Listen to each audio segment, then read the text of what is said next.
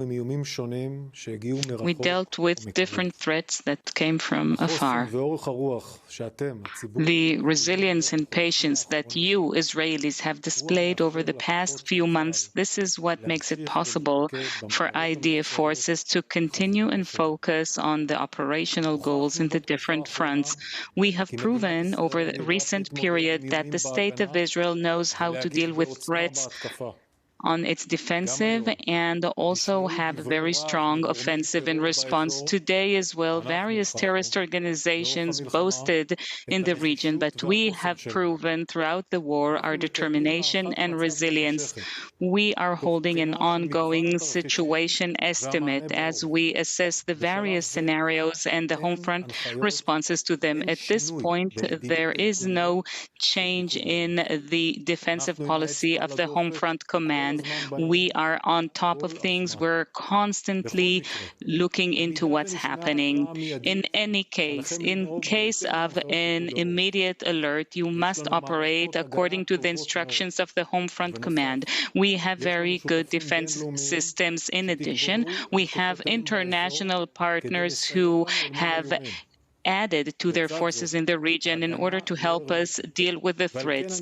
And yet, no defense is ever 100% foolproof. So therefore, you must stay vigilant and continue to comply with the instructions of the Home Front Command as you've done throughout the war.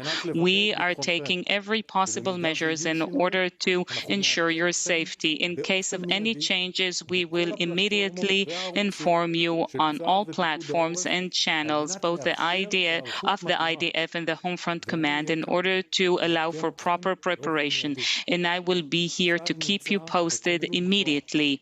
The IDF is on high alert, both on the defense and on the offense. IDF forces are deployed and ready on the ground, in the air, and in the sea, and are prepared for any scenario, and especially for any offensive plans that will happen in the near term. Today is the 300th day of the war. It's been a long war in multiple arenas and theaters, and the IDF soldiers and commanders are operating 24/7 in all sectors and in all efforts in order to achieve the goals of the war and to improve the security reality. One of the goals of the war is the dismantling of Hamas and eliminating the top leadership of Hamas. Following intel information that we received today, we can confirm that in a precise attack conducted by the IDF in the Shin Bet 3 weeks ago, Mohammed Deif, the senior commander of the military branch of Hamas, has been eliminated. He was the planner and architect of October 7th. He planned and led the attack into Israel, and he bears responsibility for the deaths of thousands of Israeli and other citizens. His hands have blood on them. Tonight as well, we continue to focus on 115 hostages who are still held by Hamas in Gaza. And I would like to address the families of the hostages from this platform on this evening. It's been 300 days that are actually an endless day since October 7th of difficulty and uncertainty that no one can fathom. Our top mission is to bring back your loved ones, and this is what guides us in every point of decision-making. The IDF, the Mossad, the Shin Bet, the entire security apparatus is constantly exerting every effort in order to bring back the hostages as soon as possible. Any questions, please? IDF spokesperson, can you confirm that that what we've published, that Hania was killed by an explosive charge and not by a drone? And why did it take so long to ascertain Deif's death? And what do you think will be the response of the Shiite axis to these recent eliminations? We attacked in Lebanon on Tuesday night, and we killed and eliminated Fuad Shukr in a very precise attack. Let me emphasize there wasn't any additional airstrike, not by a missile or an Israeli drone throughout the Middle East that night, and I won't say anything in addition to that. Let me add another thing. Iran has been waging in recent years a terror infrastructure for passing on explosive charges, Iranian explosive charges into Israel for the purposes of terror attacks. We are going to continue to operate with determination against Iranian terrorism.